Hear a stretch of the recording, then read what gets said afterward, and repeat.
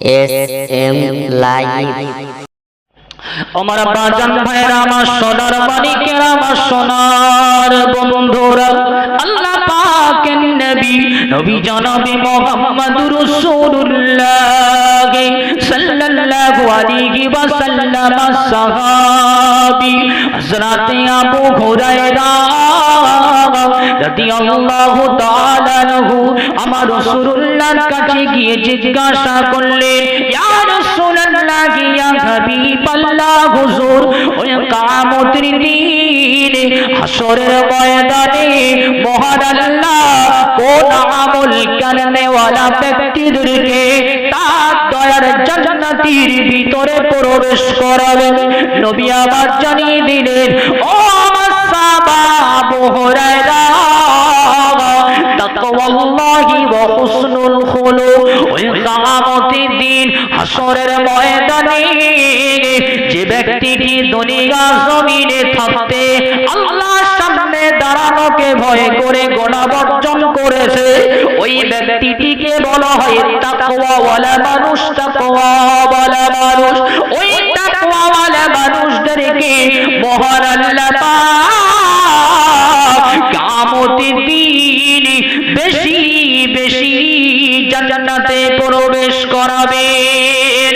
একবার জোরে জোরে বলুন সুবহানাল্লাহ। যারা দুনিয়ার জমিনে থাকতে আল্লাহর সামনে দাঁড়ানোকে ভয় করে গুনাহ বর্জন করেছে, আপনি হাত দ্বারায় কোনো একটা অন্যায় কাজ করতে যাবেন, হঠাৎ করে আপনার মনে হলো, না আমাকে তো আমার আল্লাহর সামনে দাঁড়াতে হবে, আমি গুনাহের কাজটা করব না। আপনি পায়ে হেঁটে কোন একটা গুনাহের কাজের দিকে এগিয়ে যাচ্ছেন, হঠাৎ করে মনে হলো, না আমাকে তো আমার রবের সামনে একদিন দাঁড়াতে হবে, আমি গুনাহ করব না। আল্লাহ বলেন, দুনিয়ার জমিনে থাকতে আমি আল্লাহ আমার সামনে দাঁড়ানোকে ভয় করে গুনাহ বর্জন করেছে, ওই ব্যক্তির জন্য খুশির সংবাদ, ফাইনাল জান্নাতা হিয়াল মাওয়া, আমি আল্লাহ আমার দয়ার জান্নাত। জোরে বলুন সুবহানাল্লাহ। বিশ্বনবী সাহাবী হযরত আব্দুল্লাহ ইবনে উমর রাদিয়াল্লাহু তাআলা আনহু তার কিছু সংখ্যক ছাত্রদেরকে নিয়ে একদিন পথ চলছিলেন। এখন পথ চলতে চলতে একটু ক্লান্ত হয়ে গেল, একটা গাছের তলায় একটু ছাত্রদেরকে নিয়ে বিশ্রামে বসেছেন হযরত আব্দুল্লাহ ইবনে উমর, রাসূলুল্লাহ সাহাবী। তো উমর রাদিয়াল্লাহু তাআলা আনহু দেখছেন সামনে একটা রাখাল অনেকগুলো ছাগল চড়াচ্ছে, ছাগল। তো আব্দুল্লাহ ইবনে উমর ছাত্র ভাইদেরকে বললেন, ছাত্র ভাইরা, ওই দেখো দূরে প্রখর রৌদ্রে একটা রাখাল ছাগল চড়াচ্ছে, ওই রাখালটাকে আমাদের সঙ্গে ডেকে নেই, সেও আমাদের সঙ্গে খানা পিনা করবে। তো উমর রাখালটাকে ডাকলেন, ডেকে বললেন, ভাই আপনি প্রখর রৌদ্রে কষ্ট পাচ্ছেন, তো একটু আসেন আমাদের সঙ্গে খানা পিনা করে নেন। ওই রাখাল একটা চমৎকার উত্তর দিলেন, ভাই উমর, আমি পরকালের পাতেহ সঞ্চয় করছি, আমি এখন নফল রোজায় আছি। একবার জোরে বলুন সুবহানাল্লাহ। হযরত উমর ফারুক একটু হতভম্ব হলেন, এই প্রখর রৌদ্রে এতগুলো ছাগল চড়াচ্ছে একটা রাখাল, আর সে নাকি নফল রোজায় আছে। উমর একটু আশ্চর্যিত হয়ে একটা পরীক্ষা করার পরিকল্পনা করলেন, দেখি রাখালটাকে একটু পরীক্ষা করা যাক, সত্যিকারে সে আল্লাহর ভয়ে রোজা আছে কিনা।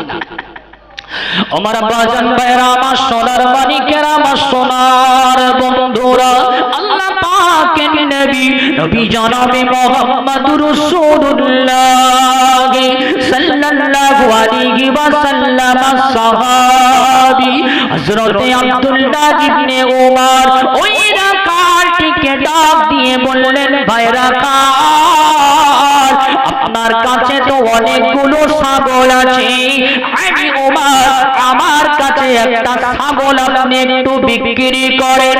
ওই রাখালটি বললেন, না না না না ভাই উমর, এই ছাগলের মালিক এখানে উপস্থিতি নয়, আমি তার অনুপস্থিতিতে তার ছাগল আমি বিক্রি করতে পারবো না।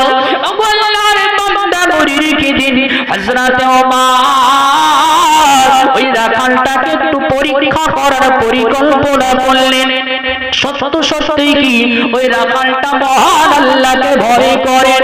হযরত উমর ওই রাখালটিকে বললেন, ভাই রাখাল, আমি তো আপনার কাছ থেকে অর্থের বিনিময়ে বিনিময়ে ছাগল নিতে চাইছি, আপনি কেন আমাকে ছাগল দেবেন না? আপনার মালিক যদি জিজ্ঞাসা করে এতগুলো ছাগলের ভিতর থেকে একটা ছাগল কেন পাওয়া যায় না? ও ভাইরা খান, আপনার মালিককে গিয়ে বলবা এতগুলো ছাগলের ভিতর থেকে একটা ছাগল নেকড়ে বাঘে খেয়ে নিয়েছে। এতগুলো ছাগলের ভিতর থেকে একটা ছাগল নেকড়ে বাঘে খেয়ে নিয়েছে। আমি তোমার কাছ থেকে অর্থের বিনিময়ে একটা ছাগল নেই, এই বিক্রিকৃত অর্থের টাকাটা তোমার কাছে তো থাকবে, তুমি তো লাভবান হবা। রাখাল চমৎকার একটা উত্তর দিয়ে বললেন, ভাই রাখাল, এখানে আমার এই ছাগলের মালিক অনুপস্থিতি থাকতে পারে, আমি রাখাল, আমার মালিক ওমা তোমার মালিক, এই কায়নাতের মালিক তো আমার আল্লাহ দেখছে। একবার জোরে বলুন সুবহানাল্লাহ, আর একবার মন খুলে হবে না সুবহানাল্লাহ। কায়নাতের মালিক তোমার আল্লাহ দেখছে। পারবো না। রাখাল জিতে গেলেন। বনি ইসরাইলের তিনজন যুবক রাস্তায় বার হয়েছেন, হঠাৎ করে কোথাও একটা যাওয়ার উদ্দেশ্যে। তো মরুভূমি এলাকা, আশপাশে কোনো ঘর বাড়ি কিছু নেই বাবু। হঠাৎ করে প্রচন্ড ঝড় বৃষ্টি চলে আসলো হঠাৎ করে মরুভূমি এলাকায়। তো ঝড় বৃষ্টির হাত থেকে রক্ষার জন্য ওই তিনজন যুবক একটা গুহার ভিতরে আশ্রয় নিলেন। তিনজন যুবক একটা গুহার ভিতরে আশ্রয় নিলেন।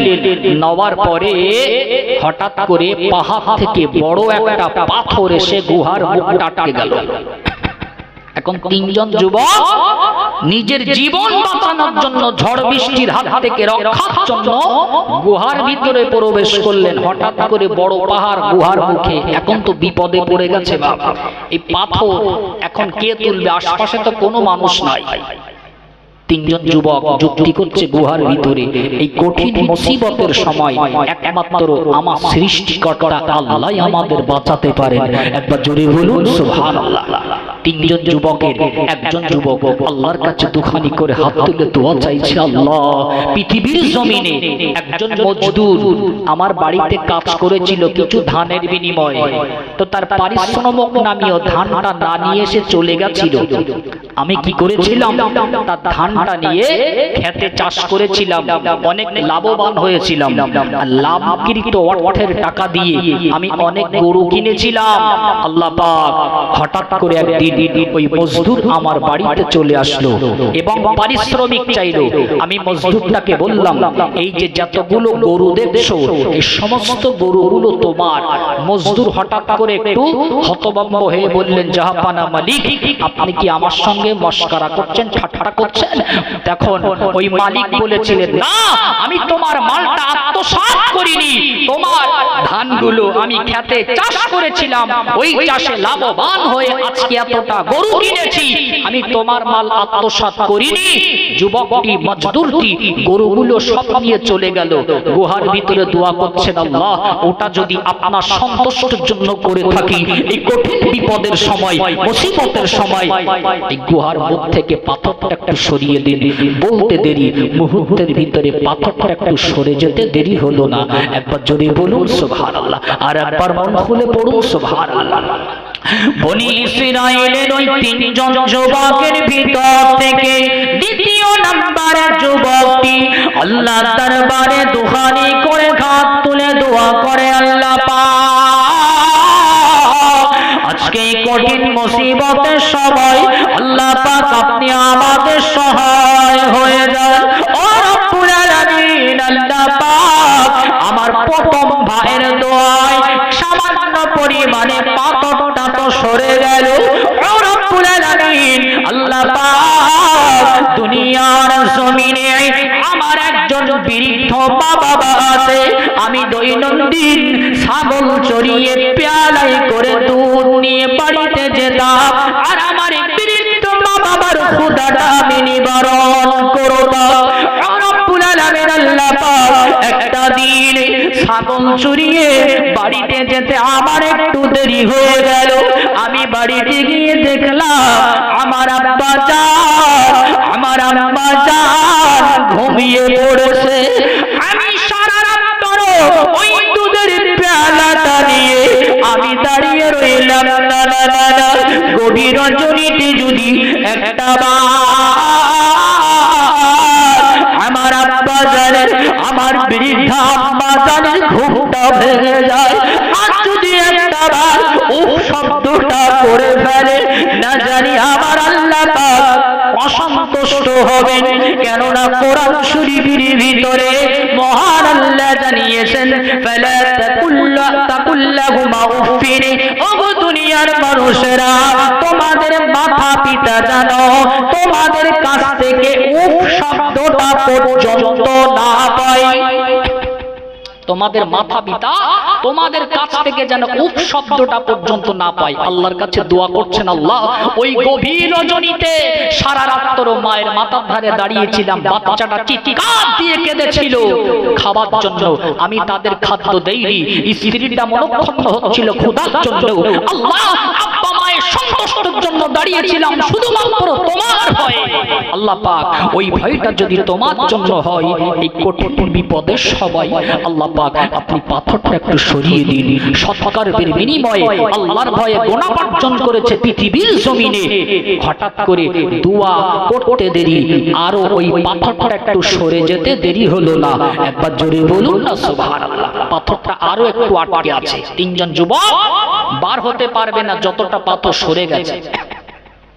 দ্বিতীয় নম্বরে যুবকটি আল্লাহর দরবারে দুহারি করে কাঁধ তোলে, মোনাজাত করে, আল্লাহ পাক, ও রব্বুল আলামিন, আল্লাহ পাক পৃথিবীর জমিনে আমি একজন আমার চাচাতো বোনকে অনেক মহব্বত করতাম, আমার চাচাতো বোনকে আমি অনেক ভালোবাসতাম। ও রব্বুল আলামিন, আল্লাহ পাক একদিন আমার চাচাতো বোনেরকে আমি কুপ্রস্তাব দিলাম, জিনা করার কথা বলেছিলাম। আমার চাচাতো বোন আমার সঙ্গে কুকর্মে লিপ্ত হতে রাজি হলো না। আমার চাচাতো বোন আমার সঙ্গে জিনায় লিপ্ত হতে রাজি হলো না। আমি আমার চাচাতো বোনকে 1000 স্বর্ণ মুদ্রা দিয়ে তাকে জিনা করার জন্য রাজি করালাম। হঠাৎ করে পৃথিবীর কেউ জানে না, একটা বদ্ধ ঘরের ভিতরে আমি আমার চাচাতো বোনটাকে শুইয়ে দিলাম। আমি যখন তার সঙ্গে কুকর্মে লিপ্ত হতে যাব, হঠাৎ করে দেখি আমার চাচাতো বোনের চোখ দিয়ে অজস্র ধরায় পানি পড়ে। আমি আমার চাচাতো বোনকে সেদিন জিজ্ঞাসা করেছিলাম, এই মুহূর্তে, এই আনন্দের মুহূর্তে তোমার চোখে কেন পানি? এই আনন্দের সময়, এই খুশির সময় তো তোমার খুশি থাকার কথা। ওই চাচাতো বোন সেদিন বলেছিলেন, ভাই এমন অবৈধভাবে আমাকে ভক্ষণ করো না, যদি আমার জন্য তোমার আকৃষ্ট হয়ে থাকে তুমি আমাকে বিবাহ করে নাও। না না না, কিয়ামতের দিন আল্লাহর সামনে জবাবদিহি করতে হবে। এখন যদি আমরা খারাপ কাজে লিপ্ত হয়ে যাই, এখন যদি জিনার কাজে লিপ্ত হয়ে যাই, আল্লাহর সামনে কিয়ামতের দিন দাঁড়াতে পারবো না রে ভাই, আমাকে ছেড়ে দাও।